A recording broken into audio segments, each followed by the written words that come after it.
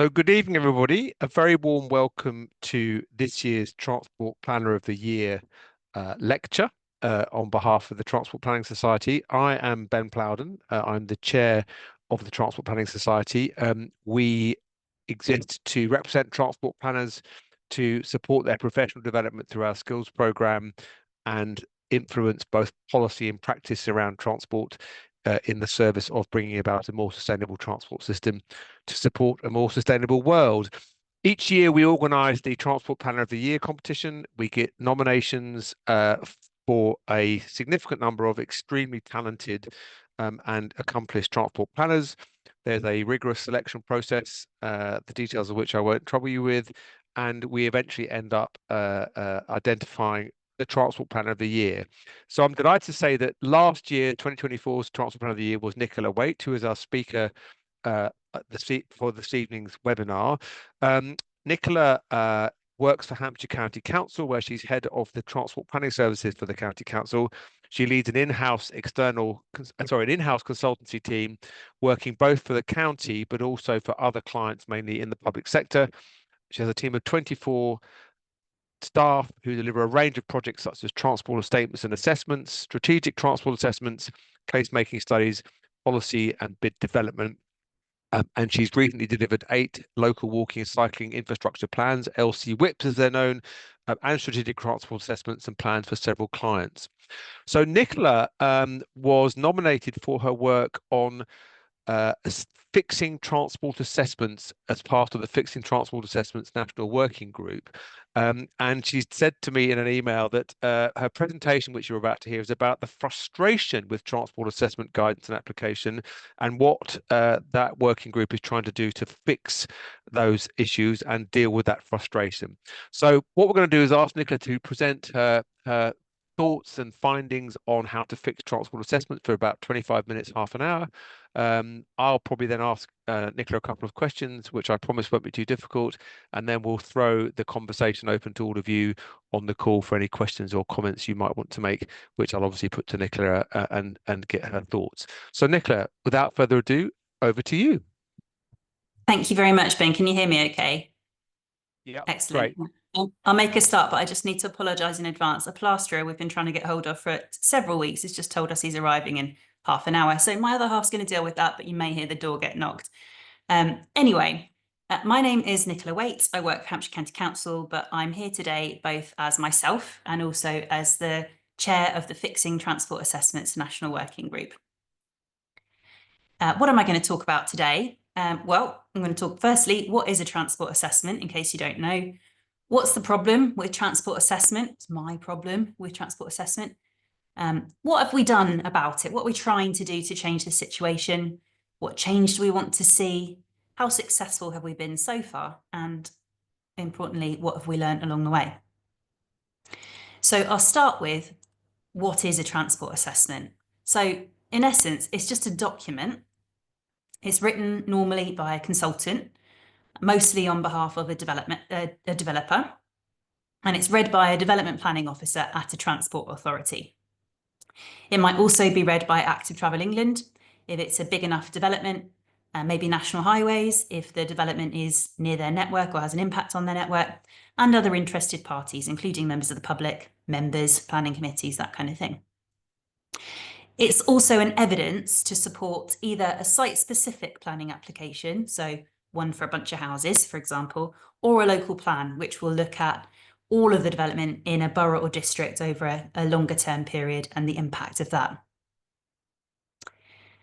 The combined impacts, I should say. So it also looks at mitigation, or what I might prefer to call connectivity improvements, to make those developments possible to approve in terms of transport. So it might be that you need to implement, well, normally a new junction thing, we'll come on to that, or maybe improvements to walking or improvements to cycling or buses. And these become the basis of agreements called Section 106, Section 278, or Section 38. And a transport statement is a lighter touch version of this, normally for smaller developments. So that's what they are. So what's my problem? Now you're going to have to sit through my very rudimentary attempt at animation. So as Ben said, my team takes on some consultancy work for developers and other local authorities.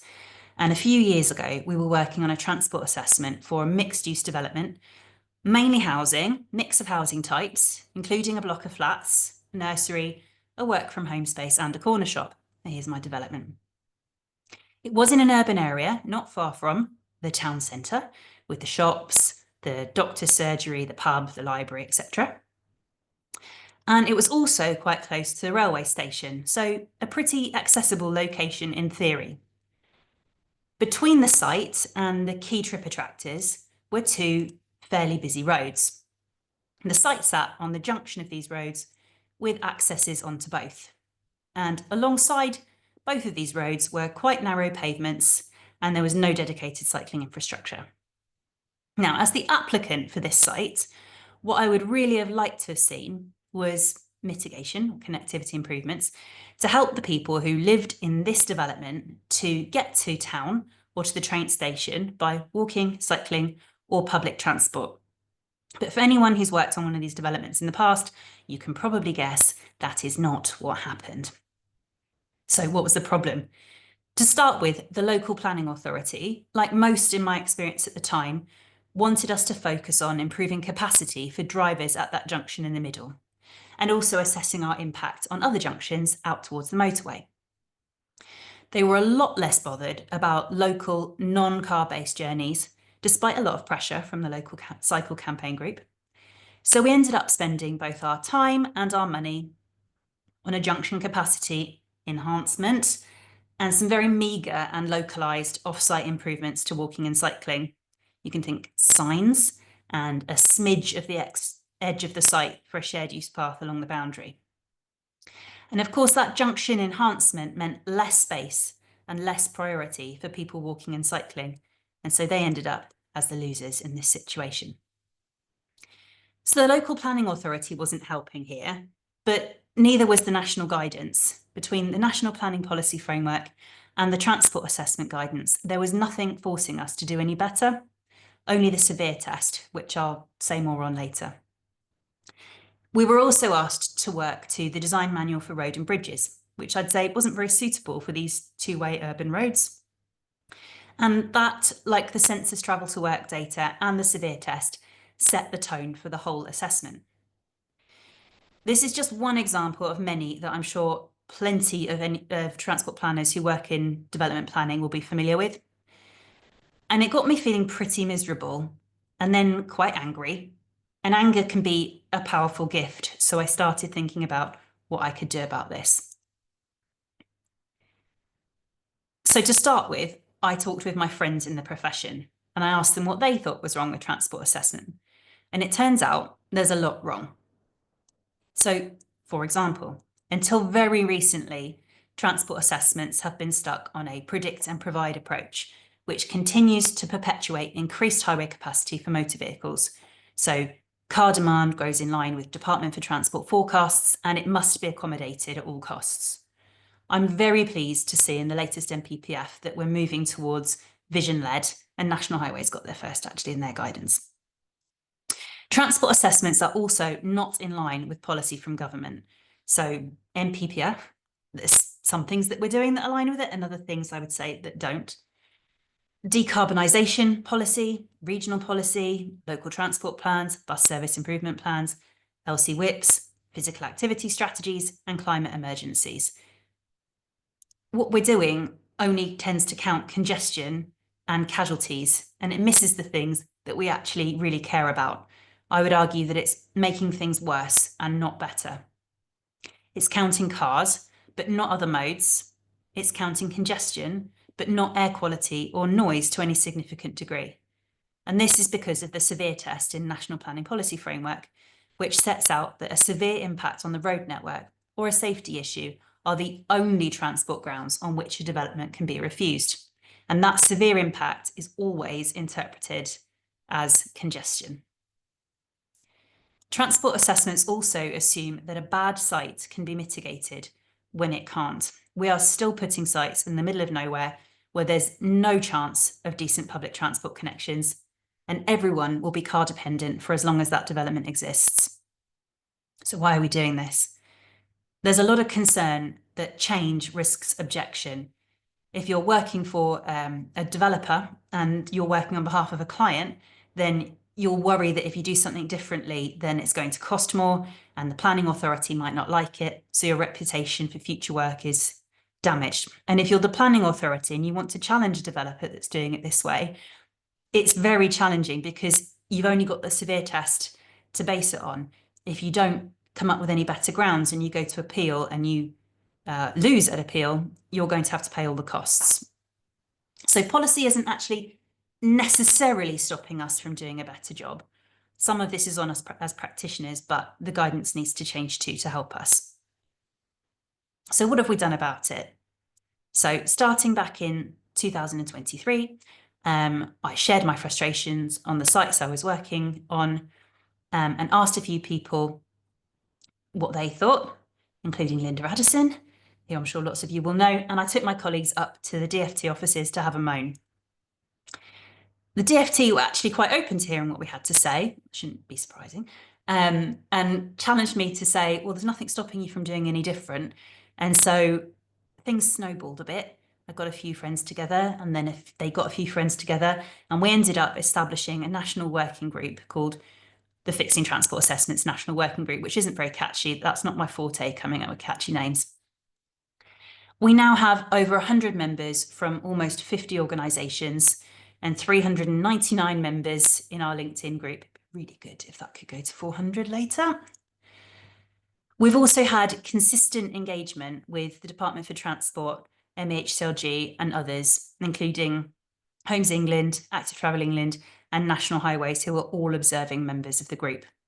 And our aim is to have new, better guidance that helps meet our policy goals. Now, this group is chaired by me, but a special thanks go out to co-chairs Nicola Lodge and Jane Mayrick. So how have we done it? We set up a project with 3 phases. In the first phase, we needed to identify why change was needed and set out some early proposals to the DFT and MHCLG. In the second phase, we looked at more detailed proposals. What did we want and how did we want to see it? And the third phase was due to be checking back after the DFT announced their new guidance and sending them some final tweaks that we might like to see, but they haven't published it yet. So in the meantime, we're sharing best practice and seeing what change we can make ahead of the guidance. So phase 1, why is the change needed? We took a tip actually from Marco at DFT and thought about if a transport assessment were a person, what might it look like? We held a series of online workshops, each with between 30 and 60 people, and we had breakout rooms covering local plan transport assessments and site-specific TAs, because they can have quite different needs. We looked at the DNA of a transport assessment. What are the building blocks that you need if you're going to be building and doing this the right way? So we felt that the building blocks of a TA should be the local transport plan, which has absolutely no reference in the national guidance or TA guidance, and the local plan, of course. For site-specific TAs, we felt that it should be master plan led, and we think that there should be collaboration and not cooperation. I'm aware that there's a duty to cooperate, but we think that collaboration is needed between upper and lower tier authorities much earlier. We then looked at the heart. What do we really care about? What does our heart desire that we do if we're doing these transport assessments right? The most important thing for us was that you get the right development in the right place, preferably with high density, or at least medium density, not absolutely no density. We felt that it should be a holistic process, and we look at a range of key themes, including carbon, health, safety, accessibility, trip gen, because it informs all the others, and how we would hold these things to account through post-planning considerations like travel plans. We then switched our brains on and thought about what we would need to get us there. What tools do we need? How do we acknowledge uncertainty and test different scenarios? And how can we make sure we get better guidance and enforcement? And then lastly, we thought about our nervous system. What were we nervous that might happen? What were we worried about? And here we found things like time. Is this going to take us a lot more time to do than just measuring congestion? What will the cost be? Do we have all the evidence that we need to move away from measuring cars to measuring a range of things? And will we have planning inspectorate support?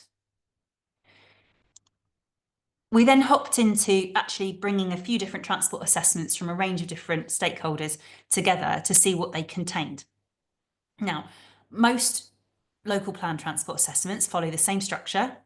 Mostly they focus on congestion, so you'll hear a lot of ratio flow capacity, degree of saturation, and passenger car units. People are measured in passenger car units. I wouldn't say these are very people-friendly, people-centered things to look at. Some of these TAs, a few assess mitigation against societal impacts like health, mainly safety. And the process leaves little room for removing or replacing sites if the impacts are undesirable. And this is due to the time, pressure and cost of a local plan. It's got to progress, it's got to get through a certain timescale. So if you find out that something's not working or the mitigation isn't really what you would hope it would be, you kind of just have to make it work in order to meet that timescale. When we looked at site-specific TAs, again, they mostly follow the same structure. There was a good example with Transport for London's Healthy Streets approach. They do something called active travel zones, which does look at quality of routes, not just is it near something. But they are still largely focused on congestion, and there's an underlying assumption that a good transport network means one with no delays for cars. When we thought about those things that we care about, how many of those were actually in a transport assessment? Everything with red wasn't there at all. Anything in orange was there, but not to a brilliant extent. So accessibility, yeah, that's in there, but that could mean, well, you know, technically, if you were a crow, you could fly from this site to the doctor's surgery in 10 minutes. But if you had to actually walk or cycle there, well, we're not going to talk about that. And safety is covered, but it is just Stats 19 data, and I'll say a bit more about that later. Congestion gets the green light. It's the main focus of the transport assessment. At the end of this stage of the project, we came up with 3 big asks. The first one was to start earlier and work together better. We need to be using evidence earlier, and in local plans, this should be ahead of the call for sites. This is already a requirement to some degree, but it's not really delivered on consistently. So local planning authorities do undertake something called a SHELAR, which considers how accessible sites are, but everyone is using a different method, and it often comes down to A, could we build an access off the existing road network, and B, is it near a motorway? It's got hardly anything to do with the vast majority of trips that people make every day. Local planning authorities and local transport authorities are often leaving it much too late to engage with each other. Or maybe they don't have or can't afford the right tools to do the accessibility assessments, particularly if it's public transport, because those tools tend to cost something. They also might have depleted staff in the current local government world, or tense relationships between them. So there needs to be a requirement for a set output in the guidance. I can see that the Department for Transport's new connectivity tool is going to help to make this a lot easier. We think that development must be put in the right place and at the right density, and the TA could show how different options were considered through the SHELAR, but we do need to be careful that this doesn't just become a chance to show that worse sites could have been used, so aren't we lucky we didn't go with those ones? If we need better active and public transport infrastructure, then it must be baked into local plan delivery plans, but current evidence is a bit patchy for active travel particularly. If active travel and public transport could not be meaningful options from these sites, it should be a hard no. Master planning for site-specific transport assessments means that the development has the best chance of delivering policy goals and outcomes, so we think that should be in the first ask as well. Our second big ask was for consistency. So policy and guidance, Policy and guidance needs to be updated and made more consistent. So for about a year and a half, we had the National Highways documentation saying vision-led, and then December last year, the NPPF talked about it, but there isn't really any detail on how to do it. So the TA guidance needs to catch up and everything needs to be saying the same thing. We think TAs need to set, or the guidance needs to set out the role of TAs in relation to decarbonisation and other regional, national and local policies, and be explicit about the interaction between transport assessments, local plans, and local transport plans. All relevant policies should require a vision-led approach and set out how the vision could be developed between stakeholders. Policy must be rebalanced so that active and public transport modes are viable and realistic for residents, workers, and visitors. So that they could actually choose these modes and not be reliant only on the private car. And when I skipped over there a bit was the interaction between the transport assessments and other pieces of work. So quite a lot of the time, some of the things we might want to measure, like health, might be actually in a different assessment, but there's not often a reference between the two documents when transport's the thing that's going to have the largest impact on a lot of that. So we need to see interaction between the two. And the last big ask was that we measure more things and we measure them better. So it strongly felt that transport assessments focused too heavily on measuring congestion and failed to sufficiently measure almost everything else. TA guidance should require proportionate multi-criteria assessments balanced towards our policy goals and the key themes that I've already talked about, and put forward methods for each of the criteria dependent on scale of the development and the type of the development, so whether it's in an urban area or a rural area, for example. As I said, if you've got information in other studies, then it needs to talk to each other.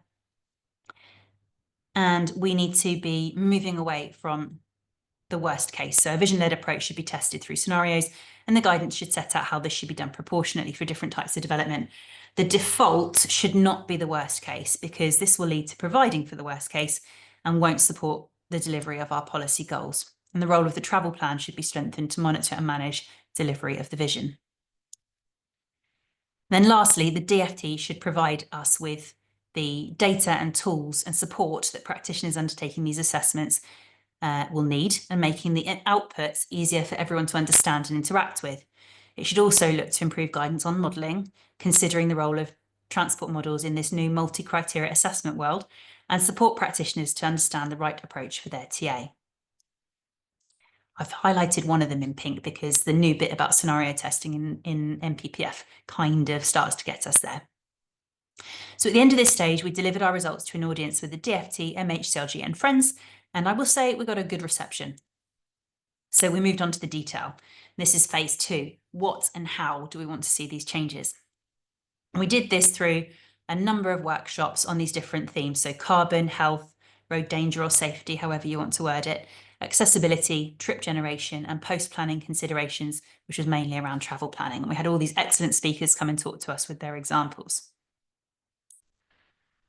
I'm not going to go through each of those 6 in detail because I haven't got time, so I'll just focus on one for this evening. But just to say that we had a pro forma for each of these, which had questions to support the future development of improved policy and guidance. So what type of assessment do we do now, if we do one? And what are the issues with this? What type of assessment do we want to do? What would it need to cover and how? What examples exist already? And what is the measure of success, or what would be acceptable? And again, we had this covering local plan and site-specific transport assessments.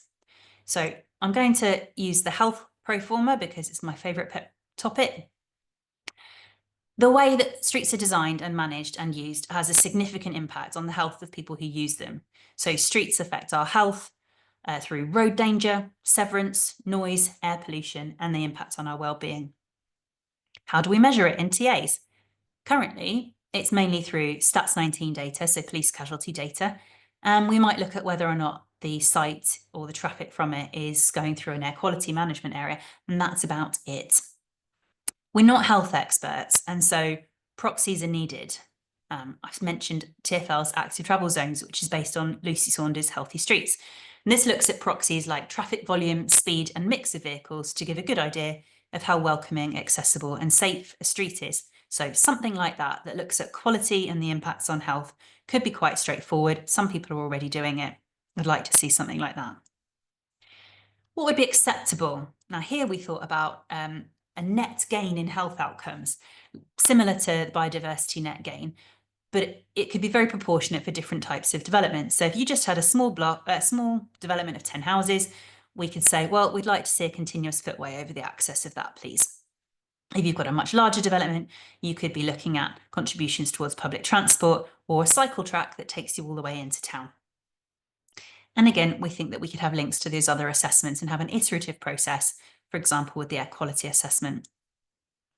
So policy and guidance does need to be updated to do this, but it does allow us to do it, but it doesn't require it at the moment. So if it's not required, it's an easy thing to drop. So we do need to see a requirement for this kind of assessment. As I say, we did one of these for each of the 6 themes and submitted it to the DFT, hoping for it to be included in the new TA guidance. So this is where we are now, phase 3. As I said, this was about looking at what the DFT had come up with and feeding back any tweaks that we might like to see, but we're not there yet. So whilst we wait, we're sharing best practice to see what we can do in the meantime. What things can we change before we're told we need to? So we've been inviting expert speakers and practitioners along as we put these new approaches into action. So David Knight has talked to us about multi-criteria approaches to transport assessments. WSP have talked to us about their mobility insights. We've had Roger Whitty from the DFT talking about NTEM in transport assessments, and Lawrence Fallon from Active Travel England sharing what good looks like in the developments that are coming through Active Travel England. Most recently, we've had David Milner from Create Streets sharing with us the project they worked on with Sustrans called Stepping Off the Road to Nowhere, which has looked at what you could do if you spent the money associated with a spine road on lots of other things and the better outcomes that would have for residents. And lastly, we've shared reflections on our recent MPPF updates, because we did also submit a submission to the consultation for that. How successful have we been so far? As I said, we've submitted a response to the MPPF, and I think we can clearly see our influence here and hope to see more of it in the TA guidance. So vision-led is definitely in, and it has a glossary definition. I know other people were asking for this as well, but lots of us were too, and we're quite loud. So I think some of our influence is there. Sustainable transport must now be prioritised and not just promoted, which is a particular bugbear for me, because I feel like promoted means we've handed out some flyers and told people they should give it a go, whereas prioritised means you have to do a bit more about it, and it probably looks like infrastructure. The severe test still persists, so there's more work to be done here, but the proposal for all tested scenarios has changed to all reasonable scenarios, and it requires agreement. That definition of that reasonable scenarios requires agreement with the local planning authority and statutory consultees. So we could be a bit more explicit about what we think the reasonable scenarios look like. And we're promised that TA guidance is coming. We've also flagged the connectivity tool there because lots of our members have volunteered to be part of the pilots for DFT's connectivity tool, and so we're getting our influence in there as well. And I'll finish with what have we learnt? Or what have I learned as we've gone through this process? So here's a quote from a poem, because I like poetry. Might have altered it a bit. No woman is an island entire of itself. Every woman is a piece of the continent, a part of the main. And for me, this is about the power of collaboration, bringing together the public and private sectors and the statutory bodies and keeping good, positive engagement with organisations that are in a position to actually make the change. Sometimes coming up with a joint view is challenging, but we are more powerful together. Vision-led is evolving, and it'll need all of us to keep it moving in the right direction. So plenty of local planning authorities have now adopted vision-led planning, many using Decide and Provide, like Oxfordshire. And we need to keep an eye on how this is coming about so that people aren't getting away with stuff they shouldn't be. For example, I've recently seen a travel plan that claims by itself it could achieve 35% modal shift in a vision-led world. I'm not convinced of that. And some seem to be using the vision-led approach as an excuse not to fund lots of off-site works, and that's not really the idea either, just different works. Other places are looking at large public realm schemes to have as backup in their monitor and manage Section 106 agreements, which seems like more of the right approach. They're not holding a massive junction improvement in reserve, but they have got something that gives enough money as that incentive to make sure that the trip gen is achieved. And BCP, that's Bournemouth Christchurch Pool Unitary Authority, I've got a meeting with them tomorrow morning, very excited. They've managed to incorporate 50% of short trips by walking and cycling, that's the government target, into their strategic model scenarios. So I'm looking forward to hearing more about that in a future session. And lastly, on my lessons learned, there are some good examples out there for us to copy, but more are needed. And we are allowed to copy. each other. So active travel zones in London could be adapted to fit other areas, as I said. Vision-led requirements from Oxfordshire and others are good examples to follow. There are alternative methods for assessing trip generation. So you've got Nicola Lodge's ITP trip gen model, which looks at evidence from the UK and elsewhere. WSP are looking at stated preference surveys. We could just assume that short trips are walked and cycled if the infrastructure is there. And we could focus on trips outside of the commute, like school trips. Lots of us have got data on those as well. We are going to need more examples if we're going to feel confident on this going into the future. So lastly, what are our next steps? We need to keep working together to overcome these challenges whilst we wait for the new guidance. And then we'll have a look at it and see if we're happy with it. And if we're not, we'll keep going.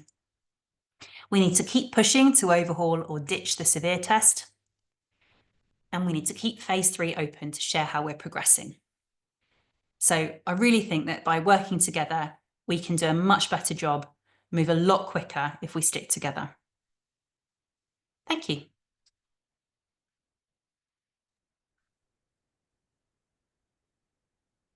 You coming back, Ben? Nicola, sorry, I couldn't find my fantastic. Thank you very much. So that now all makes a terrible kind of sense to me because I didn't really understand the intersection between the proposed changes to MPPF and the kind of quote unquote technical end of the process through the TA process. So that was really, really helpful. Even for some of us who think we should understand this, that was a really clear exposition of what's wrong with the current process and what needs to change. I'm also fascinated by the, the fact that you channeled your righteous anger into such a productive process, actually, and such a collaborative process, because it could be one could be forgiven for just kind of shouting in the wind, couldn't one? And hoping that the change came about that way. I just want to ask, Joseph, I want to ask you a clarification question. I think I know the answer. I'm going to double check, and then I'll try to ask you kind of slightly more fundamental question. So you haven't sought or been asked to actually draft the new TA guidance. You've put in some what sound like some fairly substantial, detailed comments and suggestions to the DFT team, and are now waiting like everybody else to see what comes out, and then we'll comment on that. Is that right? So you weren't asked to Yeah, kind of that's go right. in. Okay. We haven't written it. We weren't asked to write it. But we've hopefully had a lot of influence over it and said what we think needs to be in it. So I think it's been a good relationship really with the DFT. They've come to most of our sessions, listened to what we've got to say.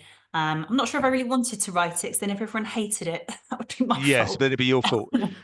So I guess my supplementary question is if 10 is the best sustainable transport oriented transport assessment guidance you could imagine, and we start at let's say 2 or 3, if you had to predict where you think we'll end up when the final version of the TA guidance come out, what score do you think you'd give it? Well, I don't know if it's going to come out for consultation. I think it's unlikely, or whether it'll just be published. Okay. So I don't know. I mean, I'm always optimistic, so I'm going to say 7 or 8. But I Okay. do think that if the severe test stays, it's Yeah. really going to hamper our opportunities to do better because, that's in MPPF. It's not in the TA guidance.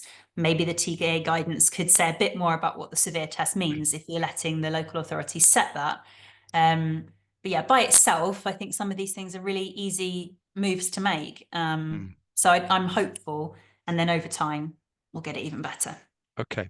So my more fundamental question is, a cynic could be forgiven for thinking that the reason why we've had the guidance we've had so far is because fundamentally there's a belief, a kind of policy on the border of political belief that actually this is a car-based society, that if you haven't got a car, you should probably get one, that most normal people own and use cars, and therefore the system should be designed through things like TA guidance to perpetuate that. And then that kind of masquerades itself as quote unquote technical guidance with advice about modeling and forecasting. So to what extent do you think that's the case? Either there's a kind of paradigm assumption, that's a slightly kind of pretentious question, but underlying all this technical guidance, but actually the assumption is really the fundamental challenge, which is what kind of society is this and what kind of society do you think it should be? Do you see what I mean? Is it Yeah, I see. I see what what you kind of mean. problem is this? I guess is my question.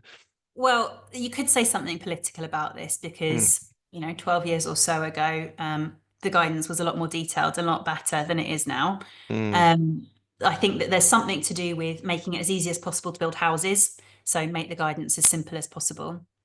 But there's a lot of policy that's come out over, the last 10 years or so, decarbonisation in particular, Mm, climate change emergencies, which really push us towards doing something better. So if we are locking people into developments where they have to drive everywhere, that's not giving them choice. And that's what mm, most politicians will say they want people to have.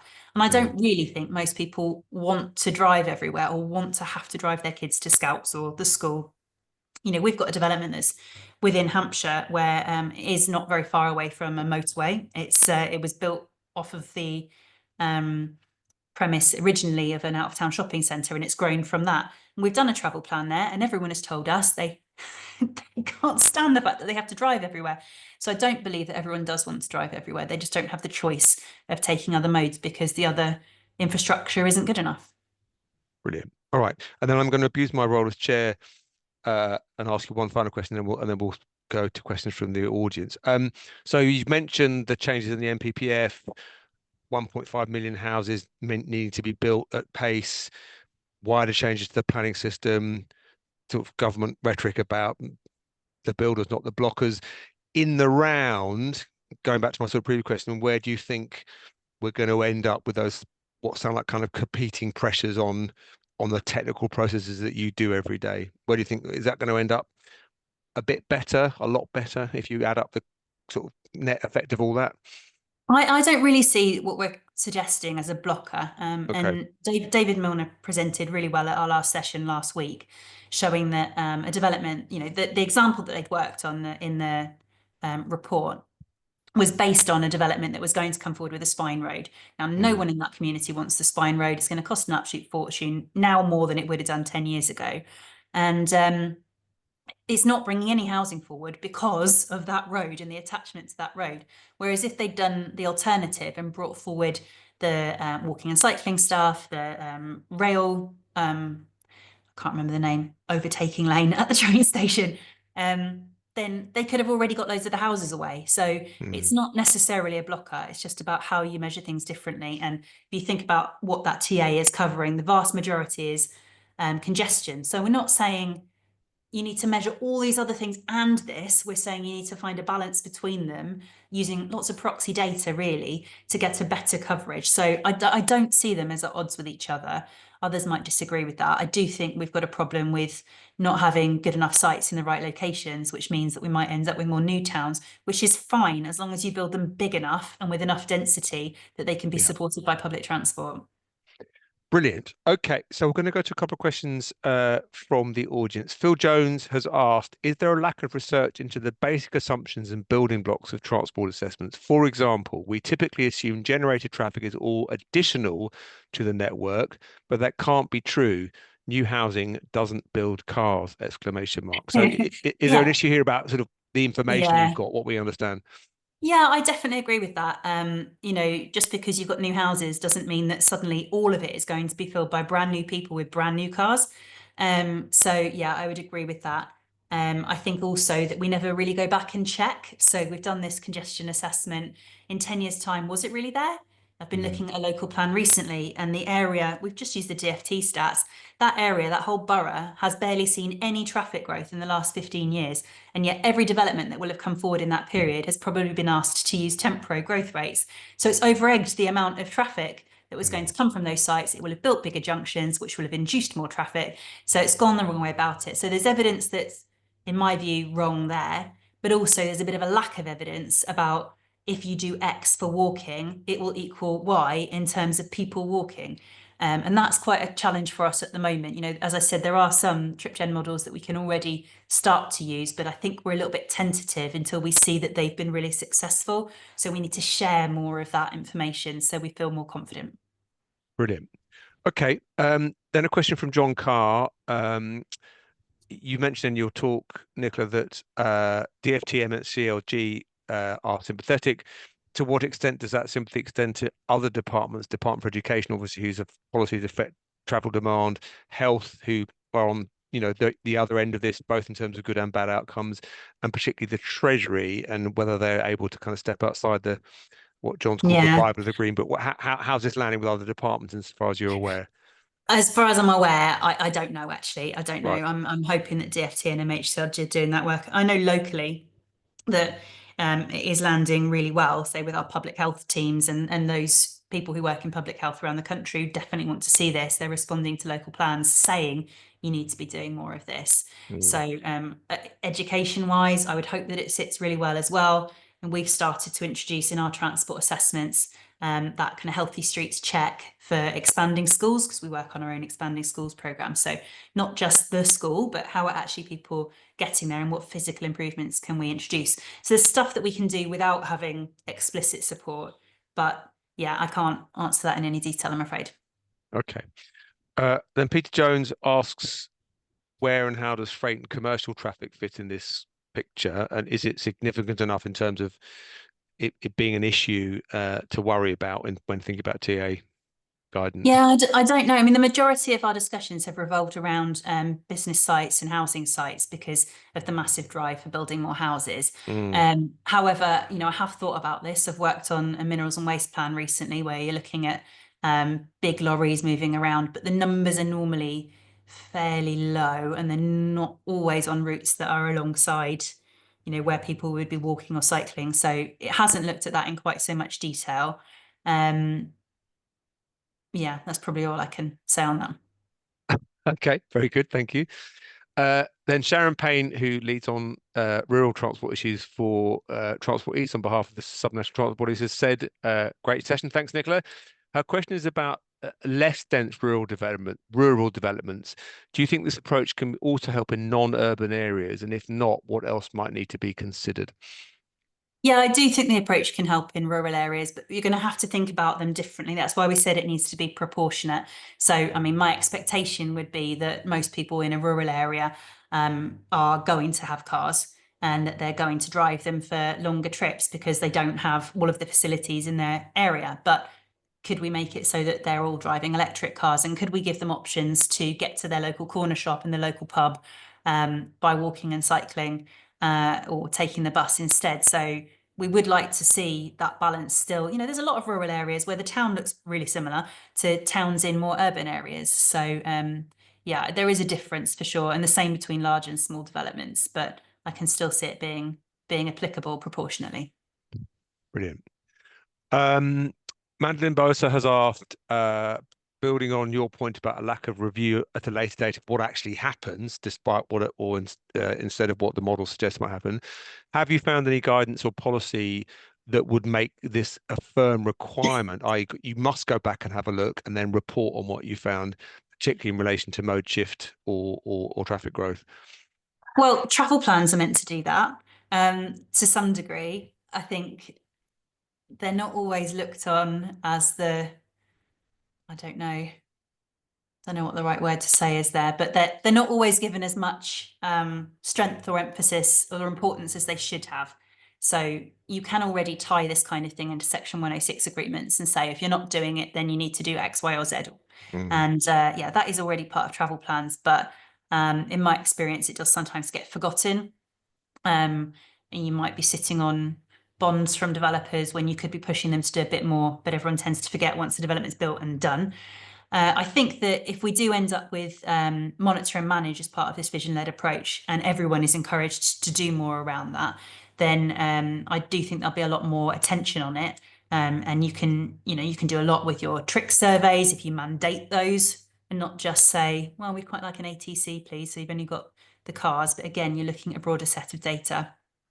And then you can have things in backup if you're not getting the mode share that you want to see. But I would strongly suggest that those are not your big junction capacity schemes, because it's always going to move you in the wrong direction and away from creating more space for your buses to get through, for example. Brilliant. Alan Hobbs has said, in Scotland, we're seeing a return of traffic to pre-COVID levels, which is a combination of an increase in last mile deliveries, as well as, I presume, sort of regular driving. I suppose it goes back to Peter's question about freight. To what extent do we think about changing patterns, for example, retail distribution and shopping patterns in the background as we think about when and how people travel, or when and how vehicles move around, I guess? Yeah, I think that I'm not sure that it's difficult to think about what a transport assessment might be able to do with that, or at least it's not what I've worked on primarily. But there's other things. If you do tie in your local transport plan into your transport assessments, then it will probably say something about freight, and it will be talking about last mile delivery by more sustainable modes, consolidation centres. And if you did have things like, you know, your healthy streets metrics for a street, then you could be saying, well, you need to have certain space for these places, for these delivery vehicles, and they're not just stopping on the pavement, for example. So there's a lot more that could be done through other policies, as well as, you know, beefing up the TA guidance. Brilliant. So interesting question from Peter Mansell. Big developments require an EIA, which in turn require a worst case scenario to be assessed and mitigated. To what extent is either legislative or guidance or regulatory change required in sort of parallel processes like the EIA legislation and Yeah. guidance? So I'm definitely aware of that, and that's why I talked about the interaction between other studies. You know, I'd like to not see a worst case. If the EIA has to see a worst case, it doesn't mean it needs to be in the TA. And it doesn't mean that you have to say that's the thing that we would deliver. They've got different goals, these two different documents. So you could still say within the EIA that the worst case can be mitigated by further sustainable transport measures. It doesn't necessarily have to be something where you're just easing up the traffic, because you could just as easily resolve an EIA project by closing a road to traffic as by making the traffic flow more smoothly. It won't always be that easy, of course, but I think there needs to be that interaction and also iteration. So allowing enough time to say, if the EIA is saying this, what are we going to do in response, and how is that still policy compliant? Yeah. Brilliant. And then John Carr has made the point that in the world that we're in relation to public transport provision, we're very dependent on partnerships with bus operators, community and other forms of transport, sort of collective transport. To what extent have you found in your conversations that, for example, transport operators are supportive and willing to engage in this conversation? Because clearly, if you're going to move towards a higher proportion of trips made by public transport, that's good for them. To what extent are they sort of part of this process, and how supportive are they? So we don't have any bus operators as members of the group, but you know, we have got all the different transport statutory bodies involved.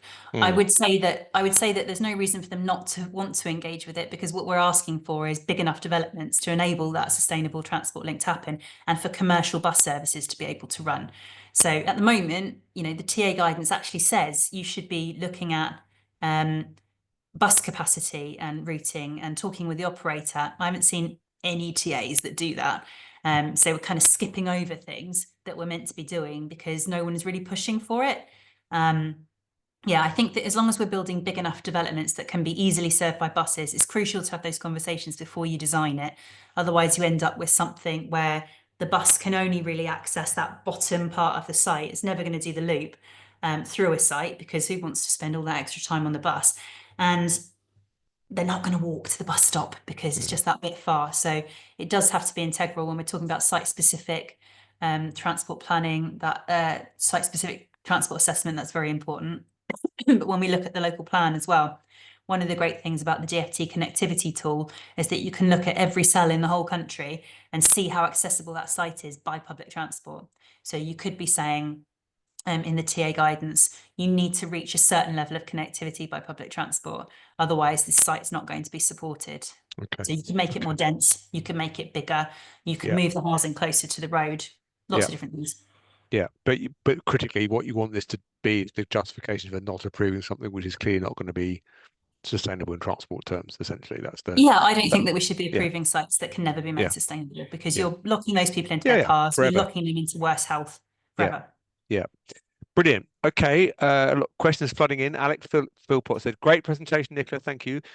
Get out your crystal ball," he says. "If you had to bet, how long before we're all developing TAs in a largely coherent way, aligned with vision-led principles? The absence of TA guidelines seems to be a significant barrier, following which we are looking at maybe a 2-year settling in period, more or less. So if this went in the right direction in principle, how long do you think before it'll start biting in practice?"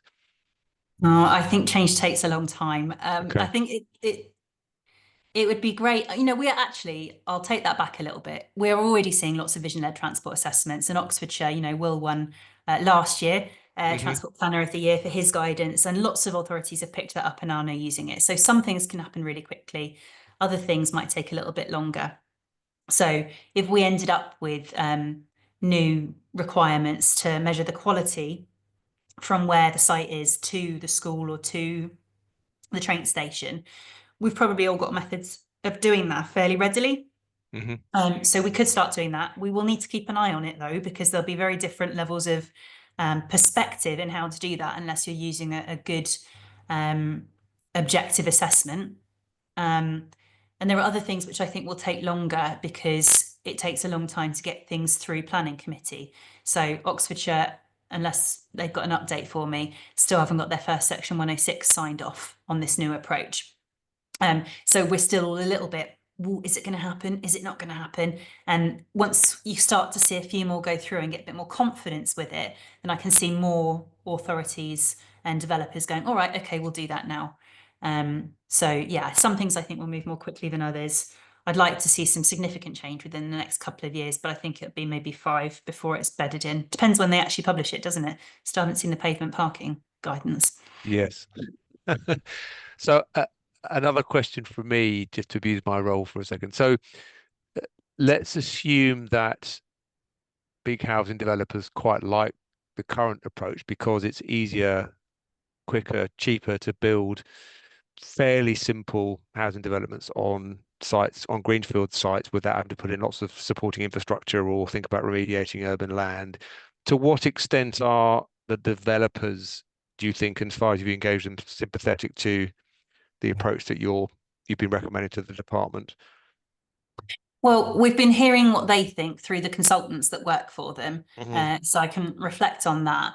I mean, they are putting a lot of money into off-site infrastructure already. They're having Okay. to put in motorway junction improvements or improvements, or turning little junctions into major roundabouts in the middle of town. So they're already having to pay for some very expensive infrastructure to get their developments through. And those kind of things take a very long time to deliver as well and are controversial and everyone hates them. Mm, So if they were to spend that money on something else, like improving the walking cycling, paying for the bus services, it needs to be sustainable, long term, hmm. then those things are likely to be more popular with planning committees who have already signed up to their climate emergencies. They know their residents don't want more traffic. So I don't know. I think there could be a bit of pushback because it's a bit different, but they're not really doing the transport assessment work the consultant is, and the consultant is saying that they'll be up for it. Okay, that's very interesting. Thank you. So a great contribution from Peter Mansell, who said but a bus company contact could be somebody called Nick Small, head of built environment and infrastructure for Oxford Bus Company and Go South Coast. Uh, he says Nick is responsible for working partnership with developers, house builders, urban designers, highway engineers, and town and transport planners in shaping bus-friendly street designs and infrastructure. He previously made his mark working for Stagecoach. He brings a career that spans the planning, development, and transport industry. So it sounds like if you don't know Nick, Nicola, Let's get them along to do one of you the should get him sessions. along. Yeah, he sounds Yeah, well, exactly we what. we identified that we wanted to do a session on planning developments that work well for buses. So Great, yes, I'll take that contact and we'll invite them. perfect, brilliant. Um, John Carl's come back and said, gripping presentation. Hopes to follow up with your group in the coming weeks. A bit like Sharon, his question's really around rural areas, including villages that become commuter settlements, living car-based lifestyles in the hills and dales. And you can imagine the kind of lifestyle package quite attractive. I live in a beautiful cottage in a beautiful village, and then I jump in my car and drive into my, you know, city edge uh, office space, whatever. To what extent is it going to be possible to kind of deal with those communities which look rural but effectively are adjunct to the urban economy? Yeah. I mean, I think there's a lot of rural places that are actually really well connected. So my in-laws live in somewhere that's quite rural up in the north of Liverpool. Hmm. It's got a train station and tons of people use that train and it goes into town every 15 minutes. It's also got a Sustrans cycle route that runs parallel that goes to the next town. It's quicker than driving. So it's not impossible to do these Okay. things if you've got the money and the train stations basically. Yeah. So we should be putting more development around train stations. But in the other rural areas, it's still not impossible. You can do cycle routes that go along the public rights of way. It's just giving people a bit more choice. I think that we do have to be realistic that probably what we're looking at more here is for the larger, more urban developments Yeah.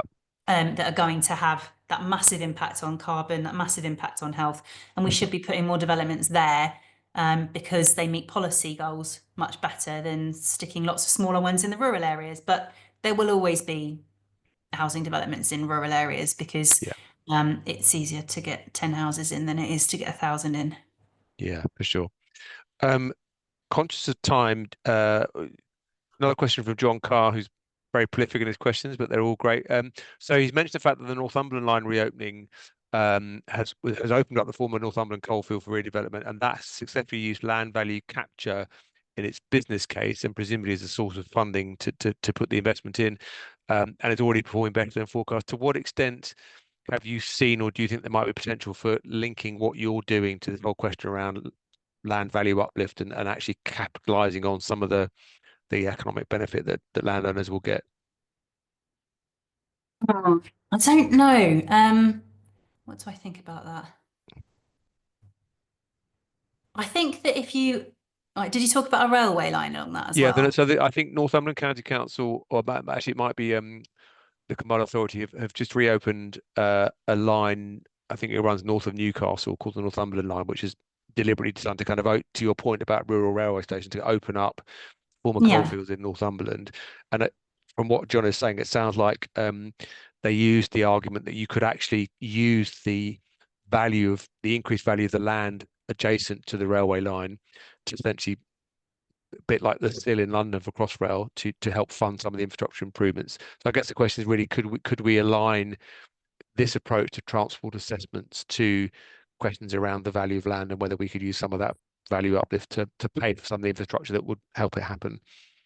Yeah, quite possibly. I think what, developers of these, what I hear is what the developers and owners of this land want is certainty. So as long as they know upfront what we would expect from these developments in terms of that infrastructure, and we Mm, don't spring it on them later, then I think that hopefully they'd be willing to, um, they'd just negotiate that in their land purchase. But yeah, if you've got somewhere that's built around rail, it's always going to do better and attract more investment in the future, I would hope. You could look at similar models that already exist where, as I said, if you build an outtown shopping centre, you kind of feel like, well, you've got to spend more money here now because you've already spent a mm, lot doing that. Let's keep mm. building, let's keep building. You end up with tons of houses around that and investment from national highways. It's not the direction it should be going in. But once you've got a plan and you start doing something, it tends to generate more, doesn't it? Not sure if Yes. that's a very No, satisfactory that's answer. brilliant. Can't claim Great. to be an expert on everything. So I'm going to ask you one final question, and then we should draw this to a close.